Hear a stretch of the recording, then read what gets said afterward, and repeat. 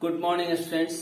आज हम लोग क्लास 2 में और थर्ड लैंग्वेज के लिए क्लास 6 में पढ़ेंगे संचिता बुक में चैप्टर नंबर 13। यह चैप्टर है मैं भी भीगू। मैं भी भीगू कविता आपका, इसके कवि का नाम देखिए नहीं है कुछ ऐसा, अज्ञात, यानी कि कवि का नाम क्या है, ज्ञात नहीं है। ठीक है। मैं भी भीगू, यह बात कौन बोल रहा है? यह बात कवि के द्वारा कही जा रही है। सबसे पहले आप सभी बच्चे इस मैं भी भीगू कविता से संबंधित जो नए शब्द हैं आप इसके मीनिंग को लर्न करेंगे। और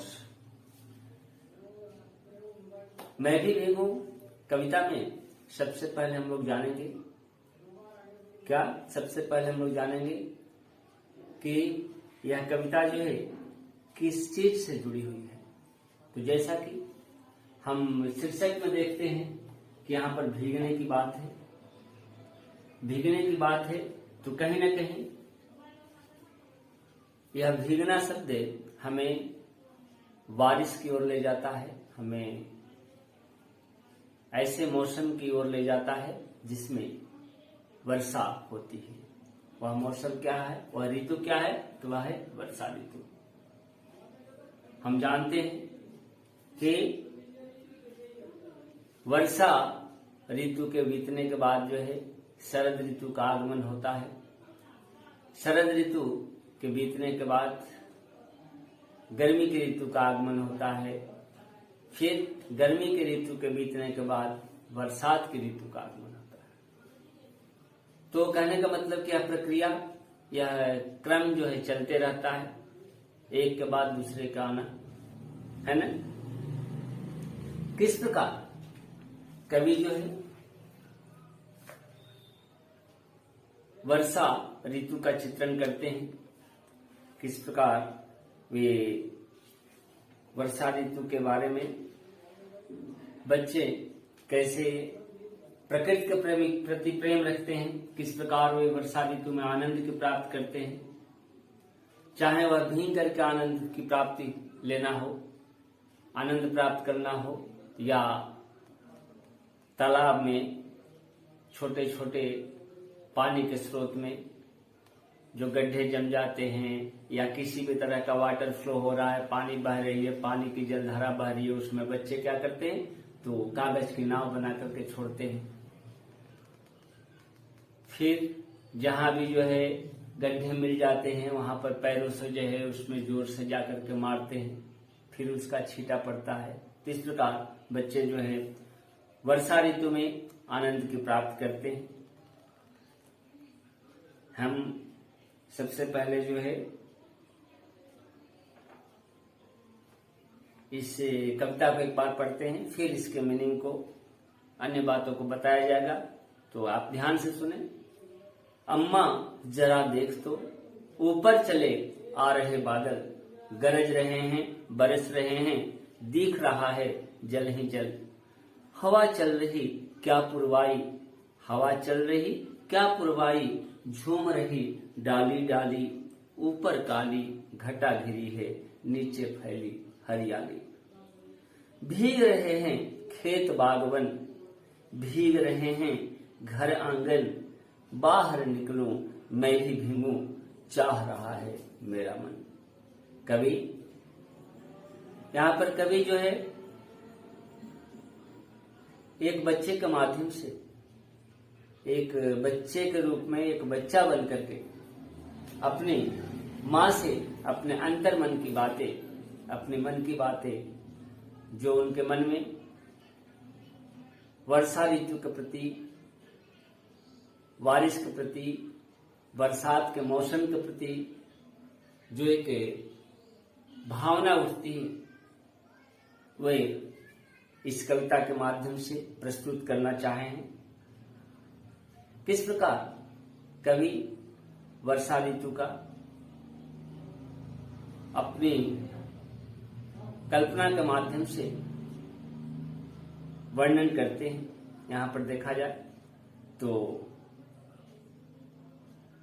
एक बच्चा के रूप में, एक शिशु के रूप में कवि कहते हैं किससे, माँ से, कि अम्मा जरा देख तो ऊपर चले आ रहे बादल। वह स्वयं तो इस वर्षा ऋतु में बादलों से, बारिश की बूंदों से, बरसात के मौसम से प्रभावित हैं। यह मौसम जो उन्हें आकर्षित करता है, वे माँ को भी जो है इस आकर्षण में, इस आकर्षण के घेरे में लेना चाहते हैं और माँ के ध्यान को आकर्षित करते हुए बोलते हैं क्या, कि माँ, अम्मा जरा देख तो ऊपर चले आ रहे हैं बादल। बादल जो है ऊपर चले आ रहे हैं। बादल क्या कर रहे हैं ऊपर आकर के, तो गरज रहे हैं, बरस रहे हैं, दिख रहा है जल ही जल।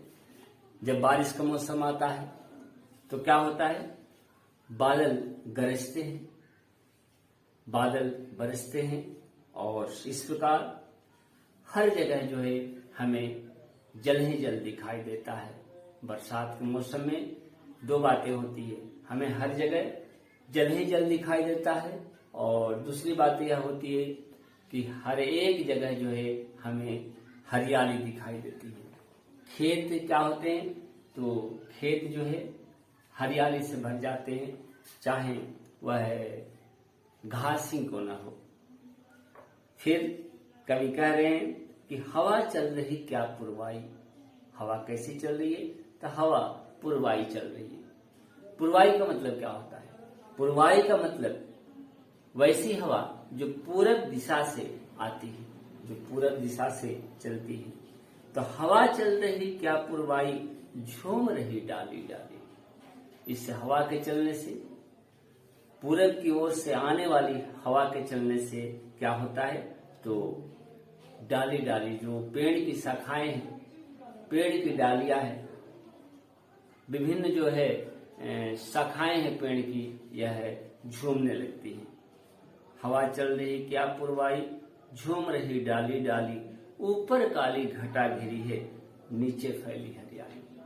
कैसा यह बात है, कैसी यह बात है कि ऊपर तो काली घटा छाई हुई है, आकाश में बारिश जो है क्या कर रही है, बारिश आने वाली है। बादल जो है अपने अंदर बारिश को समेटे हुए है और वह जो है क्या किया है, तो काली घटा के रूप में ऊपर छाया हुआ है।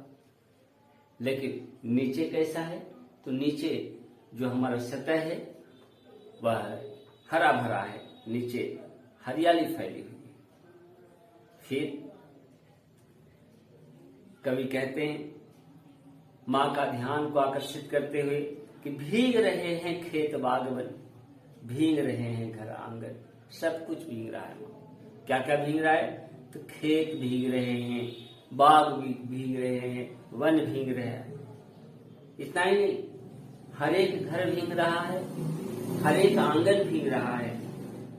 फिर क्या कहते हैं, कवि कहते हैं माँ से तर्क देते हैं कि सब कुछ तो भीग रहा है, खेत, घर, आंगन, वन, हर कुछ भीग रहा है, प्रत्येक चीज भीग रही है। तो बाहर निकलूं, मैं भी भीगूं।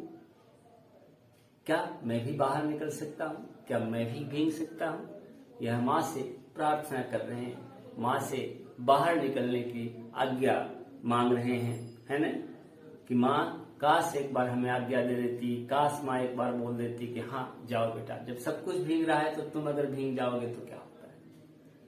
तो कवि कह रहे हैं कि बाहर निकलो, मैं भी भीगूं, चाह रहा है मेरा मन, है ना। कवि का मन जो है चाह रहा है, भले उनको कोई यह है जाने की आज्ञा दे या न दे। कवि कह रहे हैं कि मैं भी चाहता हूं कि जब सब कुछ को भीगते हुए मैं देखता हूं तो मैं भी चाहता हूं कि काश मैं भी बाहर जाता। वो अपने मन के उद्गार को, मन के भावनाओं को, अपने जज्बात को व्यक्त करते हैं कि जब सब कुछ भीग रहा है, उनका तर्क है कि सब कुछ भीग रहा है, तो काश मैं भी जाता बाहर और मैं भी भीगता एक बार, और इस बारिश की बूंदों का आनंद लेता, तो इस प्रकार यह मैं भी भीगू कविता हम लोग पढ़े, जिसमें कि प्रकृति के प्रति प्रेम को दर्शाया गया है, जिसमें किस प्रकार बच्चे जो है बारिश के ऋतु में आनंद के प्राप्त करते हैं उसे दिखाया गया है। और हम आते हैं इस कविता के प्रश्नोत्तर पर। देखिए, अभ्यास में आपका प्रश्न है, आप इसे करेंगे। इसके पहले ये नए शब्द दिए गए हैं जो पेज नंबर आपका 98 पर है, आप सभी बच्चे करेंगे उसे। जरा का मतलब थोड़ा, है ना। गर्जना का मतलब बादलों की तेज आवाज, खेत, मैदान, बाग बगीचे, वन, जंगल, हरियाली, हरे भरे पेड़। तो ये सभी के सभी आप करेंगे। क्वेश्चन देखिए, मौखिक में पहला क्वेश्चन है, क्या है कि कौन किससे बात कर रहा है। तो यहाँ पर कवि एक बच्चे के रूप में अपनी माँ से बात कर रहे हैं। कैसी हवा चल रही है, तो क्या लिखेंगे, पूर्वाई हवा चल रही है, पूरब की ओर से बहने वाली हवा चल रही है। नेक्स्ट क्वेश्चन है, कैसी घटा घिरी हुई है। मौखिक क्वेश्चन देखिए, तो क्या उत्तर देंगे, काली घटा घिरी हुई है। यह कविता किसके बारे में है, लिखित में क्वेश्चन है आपका। यह कविता वर्षा ऋतु के बारे में है। कवि का मन भीगने को क्यों कर रहा है, कवि का मन भीगने को लिए क्यों कर रहा है, तो इसका जवाब हम यह देंगे कि कवि के अनुसार जो भी चीजें हैं, जो भी आसपास की चीजें हैं, सबके सब जो है भीग रहे हैं।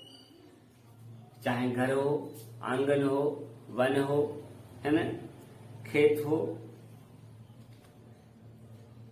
बाग बगीचे, सब कुछ जो है भीग रहे हैं। तो इन सारे चीजों को भीगते हुए कवि का मन भी क्या करता है, तो कवि का मन भी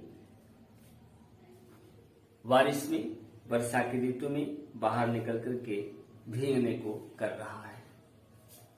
तो ये था आपका चैप्टर, है ना। आप इस चैप्टर को क्या करेंगे, तो लिखेंगे। जैसे पहला आपका क्वेश्चन था मौखिक का, है ना। एक बार मैं देखता हूँ, आपको यहाँ पर बताता हूँ कुछ, आप इसे लिखने का प्रयास करेंगे अपने से भी। क्या मौखिक में है आपका,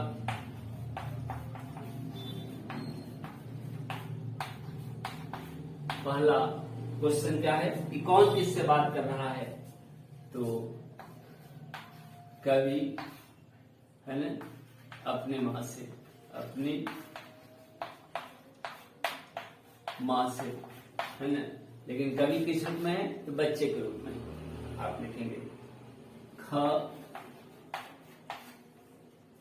कैसी हवा चल रही है, तो क्या लिखेंगे, पूरब की ओर से, पूरब की ओर से बहने वाली हवा, है ना, पूरब की ओर से बहने वाली हवा चल रही है।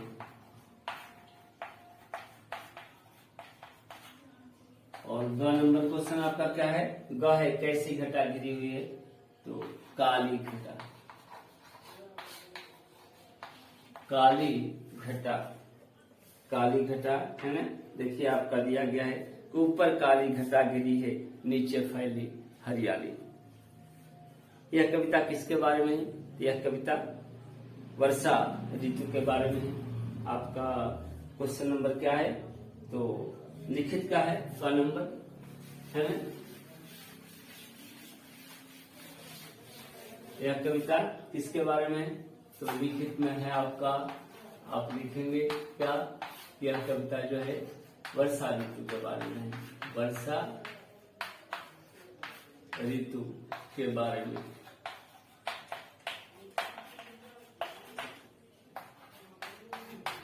और ख नंबर क्वेश्चन है आपका क्या, ख है कि कवि का मन भीगने को क्यों कर रहा है, क्योंकि